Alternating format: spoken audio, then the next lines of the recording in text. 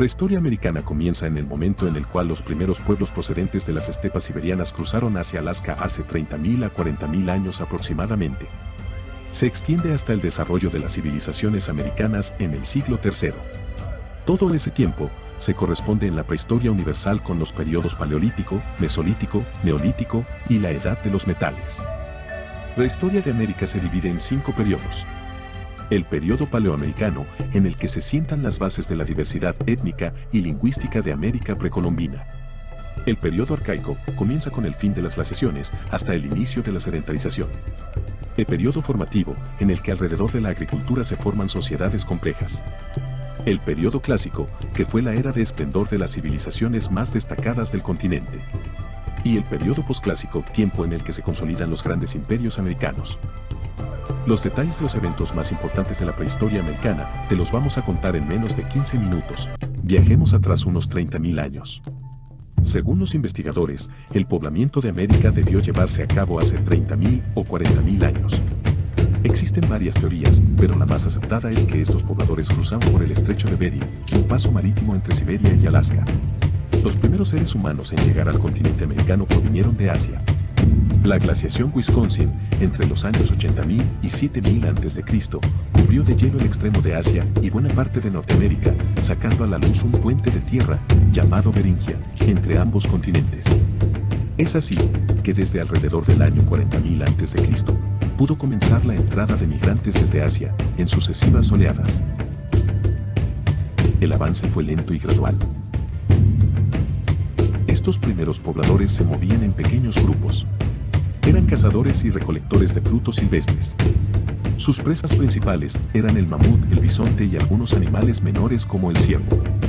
Cuando algunas de las áreas de caza se agotaban, se desplazaban hacia el sur, lo que ha llevado a suponer que de esta manera y a lo largo de miles de años se realizó el poblamiento americano, descendiendo y poblando todo el continente hasta Tierra del Fuego. Eran nómadas y vivían en chozas. Son numerosos los asentamientos descubiertos por la investigación actual.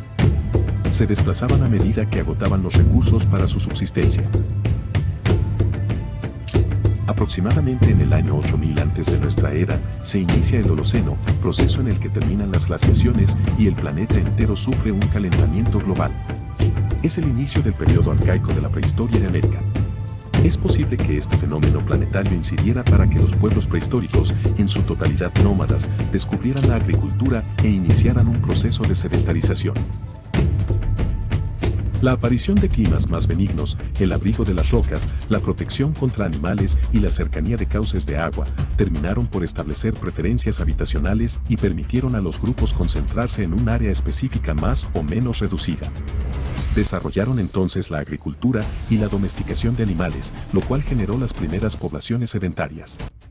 Los primeros asentamientos comienzan a producirse y hacia el sexto milenio las novedosas condiciones de la subsistencia en lugares más o menos estables permitieron la aparición de una nueva abundancia, el tiempo. Con esto aparecen las primeras pinturas rupestres. En esa época comenzaban a nacer las primeras ciudades, que en América se presentaron casi a la par con la fundación de las más antiguas ciudades del mundo, en Medio Oriente y en China especialmente. El inicio del apogeo de la civilización olmeca cierra este periodo arcaico hacia el 1500 antes de nuestra era. Alrededor del año 1500 antes de nuestra era, comienza el periodo formativo o preclásico de América, que se extiende hasta el año 292 de nuestra era. Corresponde al tercer periodo en el que se divide la prehistoria de América. Durante el periodo arcaico, cerca de 200 especies de animales, entre ellos el mamut o el mastodonte, desaparecen de América para siempre por la escasez de alimentos, por lo que las poblaciones comenzaron a basar su dieta en la recolección de frutos. Gracias a la agricultura, el hombre americano comenzó a conformar pueblos sedentarios y alrededor de ellos se dio la formación de sociedades más complejas, inicialmente en Mesoamérica y los Andes centrales. Controladas las plantas en el periodo anterior, durante el formativo las poblaciones mejoran las especies cultivadas y el superior rendimiento conlleva mayores necesidades de almacenamiento y conservación. Inmediatamente después de esta fase aparecen las primeras formas de escritura y las grandes casas clásicas como la de los antiguos mayas o los moche.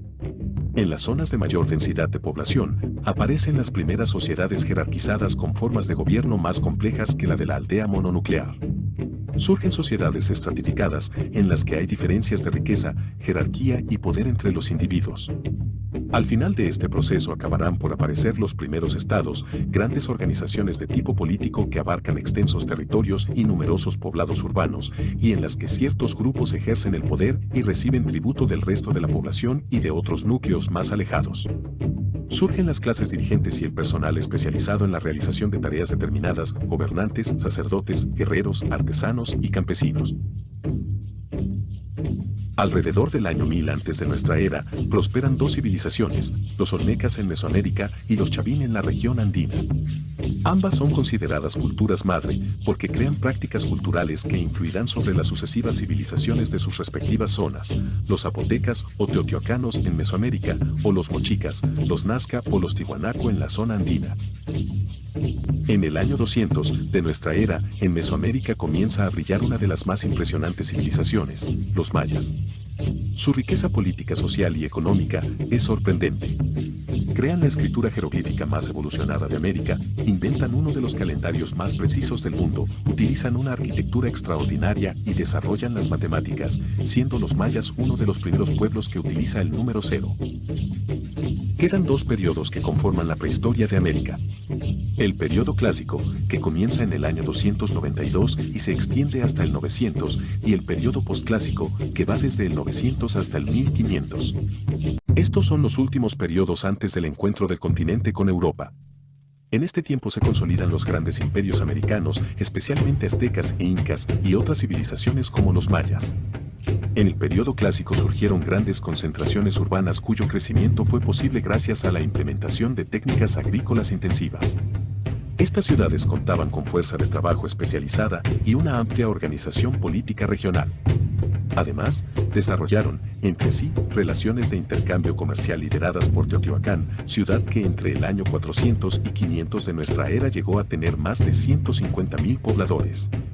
Tras el final del predominio olmeca, hacia el año 150, la población de Teotihuacán, en la cuenca central de México, se convirtió en la primera ciudad, en sentido estricto, tras experimentar un gran crecimiento demográfico. Teotihuacán desarrolló una política expansiva y logró el predominio. Su influencia en Mesoamérica comenzó a descender y entre 650 y 700 la decadencia fue total. Por otro lado, al inicio del Clásico, hacia el sur, había cientos de poblaciones en el valle de Oaxaca. En Monte Albán, la capital política y cultural de la cultura zapoteca, llegaron a residir 30.000 habitantes. El periodo de apogeo de la cultura zapoteca va de los años 300 al 750. Mantuvo relaciones generalmente pacíficas con Teotihuacán, que controlaba la parte norte del valle. La presión de los mixteques por el norte y noroeste contribuyó a su despoblamiento. En la zona andina, la cultura moche es la cultura más característica y mejor conocida del clásico andino. Se extendió por la costa septentrional del Perú del 100 al 700. Los moches destacaron por su capacidad para la navegación. Utilizaban balsas de gran capacidad, que asombraron incluso a los castellanos. Por otro lado, la cultura nazca se extendió por la costa sur del Perú desde el 100 antes de nuestra era hasta el 800 de nuestra era. Debe su nombre al Valle de Nazca. También ha sido muy estudiada a través de su cerámica y de sus célebres geoglifos o dibujos monumentales sobre el terreno entre Nazca y Palpa. Son visibles desde el aire o las colinas circundantes. Otras culturas andinas fueron los tihuanaco, que se desarrolló del 100 al 800 y cuya ciudad llegó a tener unos 20.000 habitantes. La cultura huari, cuya ciudad llegó a tener unos 40.000 habitantes y su estado centralizado llegó a controlar la distribución de alimentos a escala regional. Pero la cultura más importante del clásico y una de las civilizaciones más impresionantes de la prehistoria de América fue la civilización maya. Tuvo una personalidad propia muy definida, basada en el uso de una misma lengua, la intensidad de las relaciones comerciales y la comunidad de creencias, pese a la existencia de grandes diferencias étnicas, políticas y geográficas. Se extendió por los territorios actuales de Guatemala, Belice, Honduras, El Salvador y los estados mexicanos de Campeche, Chiapas, Quintana Roo, Tabasco y Yucatán. Alrededor del año 800 al 1000, el territorio maya sufrió una drástica reducción, así como la intrusión de élites extranjeras mexicanas. Y llegamos al último periodo que compone la prehistoria de América antes de la llegada de los europeos al continente. El periodo posclásico se extiende desde el año 900 al 1500. Se relaciona el inicio del periodo postclásico con el colapso de la cultura maya. Se caracterizó porque la mayoría de sus regiones recibió inmigrantes que alteraron el orden social y político. La mayoría de las migraciones provenían del norte de Mesoamérica e incluían una amplia variedad de orígenes étnicos. Los migrantes trajeron consigo una cultura militarista en la cual la guerra era una actividad apreciada y los guerreros eran reconocidos socialmente por sus hazañas. Los recién llegados no solo se juntaron con las culturas sedentarias, sino que incluso lograron hacerse con el poder e imponer sus ideas, como sucedió con los toltecas, quienes fundaron Tula, localizada en el estado de Hidalgo. Con el establecimiento de pueblos guerreros en Mesoamérica, se inician procesos de expansión hegemónica a través de la conquista. Solo durante el posclásico podemos decir que existen imperios en Mesoamérica. Dentro de las culturas más destacadas del periodo postclásico están la cultura tolteca. Tras la caída de Teotihuacán a inicios del siglo VIII, diversos centros pugnaron por el dominio de la región. A finales del siglo X, la ciudad de Tula se alzó con la hegemonía política y comercial. Tula tuvo una población que osciló entre los 40.000 y los 60.000 habitantes. El final de Tula llegó poco después de la traslación de la capital tolteca a Chapultepec en el 1165. La cultura mixteca, del Valle de Oaxaca. Tras la caída de Monte Albán, encontramos en el Valle Central de Oaxaca estados autónomos que mantienen rasgos culturales comunes heredados de la cultura zapoteca. La cultura maya del posclásico. Tras la decadencia de los grandes centros mayas del clásico, hacia el año 1000, Chichén Itzá comenzó una etapa de predominio político, cuyo dominio se extendió por todo el centro y el norte de Yucatán. Influida por los toltecas, la sociedad maya tendió hacia la secularización, el pragmatismo y el militarismo. Los tarascos, de procedencia desconocida, fijaron su primer asentamiento en la que sería su capital, Pátzcuaro. Compitieron con los aztecas y consiguieron frenar su empuje. Los aztecas. El origen del pueblo mexica es un misterio. Se caracterizaron por generar rápidas conquistas.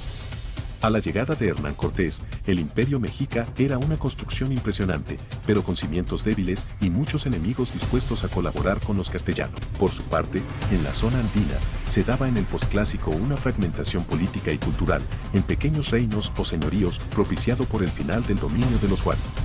Esta situación se mantuvo hasta la unificación política bajo el Imperio Inca.